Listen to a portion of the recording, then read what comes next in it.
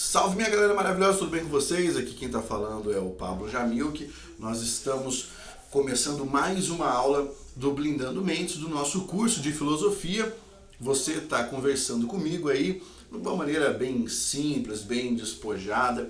E hoje a aula vai ser sobre filosofia platônica, né? Na verdade, nós estamos pensando aí no período socrático da filosofia, e você sabe que no período socrático nós temos dois filósofos de destaque. Nós temos Sócrates, evidentemente, e temos Platão. Já falei para você sobre Platão, aliás, sobre Sócrates no nosso último vídeo. Foram 2 vídeos em que eu falei especificamente sobre o Sócrates, que você pode encontrar aqui com bastante tranquilidade, tá? Só você clicar ali e assistir a esses vídeos. Inclusive, isso serve de base para você progredir aí no raciocínio e estudar comigo Platão agora. Bem, dentro da filosofia clássica, nós vamos ter uma importância muito grande do Platão, justamente pelo fato de ele ser o filósofo que trouxe as ideias socráticas para a luz do dia, tá? Ele foi um discípulo de Sócrates e nós temos ali a importância dele porque ele registrou as obras. Bem, vamos falar sobre Platão. A sua cronologia, né? 428 a.C. a 348 a.C. Pouca gente sabe, mas o nome do Platão não era Platão. Platão era tipo um apelido dele. Por quê? Na realidade, o nome dele era Aristócles. E como ele era um cara alto, grande, que tinha o osso, né, da omoplata, que não se fala mais omoplata, mas na época se falava, grande, avantajado, aí daí vem esse apelido, Platão. É como se você tivesse aquele seu amigo lá que se chama, sei lá, Juscelino, e aí o apelido dele é Cabeça, e ele entra para a história mais conhecido como Cabeça do que como Juscelino, né? Bem, isso é um dado biográfico assim não muito importante, né? Mas curioso, porque pouca gente sabe desse fato. Como discípulo de Sócrates, Platão registrou os ensinamentos do mestre e adaptou diversos desses ensinamentos. Então, é muito difícil nós realizarmos uma dissociação. O que era conhecimento platônico, o que era filosofia socrática e daí por diante, correto? Por quê? Justamente por causa desse registro. Não fica claro, né, quando você lê as obras, onde termina Platão ou onde termina Sócrates e começa Platão. É difícil você perceber, tá? Por quê, Pablo? Porque quando você lê alguma obra platônica, o herói da obra, né, o herói, o indivíduo que vai ensinando, é Sócrates. Então, quando você lê, se você pegar lá a República, né, ou o Banquete, você pega qualquer obra do Platão, você tem lá Sócrates que aparece e dialoga com as pessoas, certo? Então, por isso que é difícil realizar essa dissociação. Dentre os feitos mais importantes do Platão está a fundação da academia. O termo hoje que nós conhecemos como academia para falar a respeito do conhecimento, daquele conhecimento que você busca em uma instituição, né, conhecimento acadêmico ou academicismo, vem daí. Então era uma espécie de espaço em que se reuniam pessoas que cultivavam o amor pelo conhecimento e que gostavam do conhecimento e que queriam e podiam estudar, certo? Então a academia era essencialmente uma criação platônica, correto? E aí é importante que você saiba que é esse termo que vai designar o conhecimento depois, que é aquele conhecimento apolíneo socrático, né? O conhecimento acadêmico é esse conhecimento apolíneo, aquele do deus Apolo, né? O que valorizaria a razão. Quando você estiver lendo as obras platônicas, você vai notar que as narrativas todas são em formas de diálogo. Por exemplo, você pega lá uma obra como Teeteto, tá? Teeteto fala sobre o conhecimento. E aí você tem já no início a apresentação de Sócrates e de alguns sofistas, e eles estão ali dialogando. Então toda a obra é por meio de diálogos. Às vezes os parágrafos são longos, mas sim são livros em uma forma de diálogo, porque isso, né, é uma forma mais fácil de transmitir o conhecimento. E lembre-se de que essa era uma operação da ironia socrática, né? Fazer diversas perguntas, aquele processo de maiêutica, de parturiação do conhecimento. Ótimo.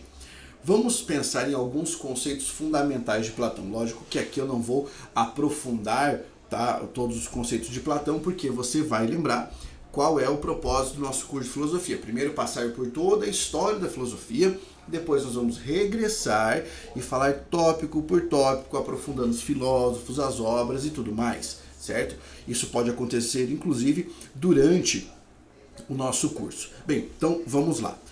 Primeira ideia importantíssima que nós precisamos entender a respeito de Platão é o conceito do mundo das ideias, ou o hiperurânio, tá?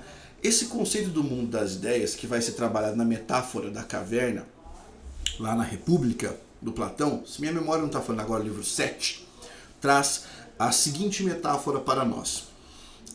Nós temos ali homens que estão dentro da caverna, dentro de uma caverna, olhando para uma parede. Eles estão agrilhoados, né? O que é agrilhoados? Eles têm grilhões, correntes, que os prendem ao chão. Essas correntes prendem esses homens ao chão, eles estão olhando para uma parede, e o que eles veem na parede são sombras de objetos que são colocados à frente de uma fogueira que está por trás da cabeça deles. Então, é como se eu tivesse o seguinte, tá aqui o meu esqueleto, beleza? Tá aqui o esqueleto, joia, mas eu não estou vendo o esqueleto. O esqueleto está aqui atrás de mim, passando à frente de uma fonte luminosa, e eu estou enxergando o esqueleto na parede, tá?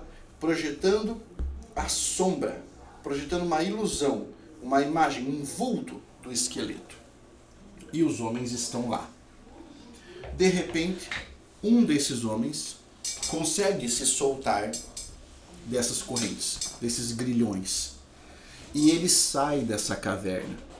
Quando ele sai da caverna, seus olhos são ofuscados pela luz intensa e brilhante do dia que está lá fora da caverna. Quando seus olhos conseguem se aclimatar a esse ambiente, o homem começa a enxergar as formas que são ditas as formas reais, as formas verdadeiras. Ele tem esse contato e depois ele volta para trazer essas informações, para trazer esses conhecimentos aos homens que estão lá dentro da caverna.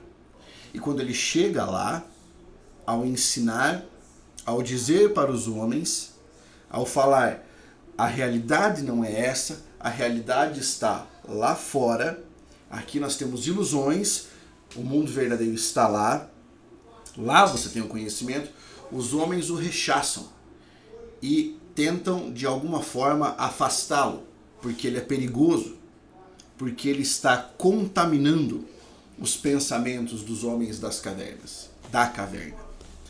E aí nós temos a grande metáfora do filósofo. O filósofo é esse homem comum, igual a outros homens, que sai desse mundo de impressões, que seria a cópia, né, da realidade, talvez uma cópia da cópia, né? Afinal de contas, o que estaria ali embaixo seria uma cópia também, e a projeção, a cópia da cópia, portanto uma simulação, o termo é simulacro, e aí ele tem contato com a realidade, ele tem contato com as ideias plenas e puras, e ele volta para ensinar aos homens que estão ali dentro da caverna. E os homens não aceitam, porque é o que acontece com o homem que tem contato com o conhecimento, a mente que se abre para o conhecimento. Ela se abre e não volta mais a ser do mesmo tamanho. É exatamente essa a ideia. E por isso, o filósofo não é bem aceito, correto? Essa é a teoria platônica, sintetizada na metáfora da caverna, também chamada alegoria da caverna. Esse mundo das ideias só é acessível por meio da racionalidade, por meio do pensar, correto? Do filosofar. E aí, o homem teria uma forma de elevação da sua alma racional gradativa. Ele não chega assim, de uma hora para outra, né? Ele tem lá os graus, eikasia, pistes, dianoia e noese. São os graus de elevação. A eikasia, o contato ainda com as coisas mundanas mais elementares. Pistes, o despertar para algo mais superior em relação ao conhecimento. Dianoia, o abandono de alguns conceitos anteriores. E noese, o contato pleno com as ideias, perfeitas e imutáveis. Platão considera nesse aspecto que essas ideias são a realidade, apesar de não ser a realidade tangível, são as ideias da realidade inteligível, correto? E essa é a forma da alegoria da caverna. Eu uso a alegoria da caverna para puxar um gancho aqui e falar sobre a concepção platônica de que o homem teria 3 almas, certo? Ele teria a alma racional, a alma passional e a alma concupiscível ou apetitiva. A alma racional, que ficaria na mente e comandaria as demais, seria aquela responsável pelas decisões racionais, pelo intelecto. A alma passional habitaria o peito, o coração, e também é chamada de alma irascível, e ela é responsável pelos sentimentos, como fúria, como a ansiedade, enfim. E a alma concupiscível ou apetitiva seria responsável não pelas paixões, certo? Não por patos, mas pelo desejo humano. Então, as necessidades humanas, isso faria parte dessa alma, né? Dessa chamada alma concupiscível. Deixa eu chegar mais perto aqui, ó, para a câmera focar em mim e não no microfone. Para de focar no microfone, câmera. Continuando aqui no nosso raciocínio, chegar mais perto que daí a câmera fala comigo. Tá aqui, ó, mais perto. Agora sim. Existe uma metáfora, uma alegoria chamada alegoria da viga. Sabe a viga? Aquilo que você tinha as corridas de viga, em que nós temos 2 cavalos, um cavalo branco e um cavalo negro, e um homem que é o controlador da viga. Cavalo branco e cavalo negro seriam as almas concupiscível, cavalo negro, e irascível, cavalo branco. Ao passo que a alma racional seria o condutor, né? Ou seja, a alma racional deveria conduzir, deveria ser a preponderante sobre as demais, certo? E existe um outro conceito platônico importante, que eu vou deixar aqui, mas vou discutir no próximo vídeo, que é a dialética, certo? Dê uma pesquisadinha sobre dialética, que nós vamos falar sobre isso no nosso próximo vídeo. Beleza? Se você curtiu aí, se você achou legal essa aula, já está sabendo, né? Tem que deixar um like, fazer a sua inscrição aqui, ativar o sininho para você sempre receber as aulas novas. E é claro, deixar o seu comentário e compartilhar esse vídeo, afinal de contas, isso gera conhecimento. Um grande abraço e até a próxima. Força, guerreiro!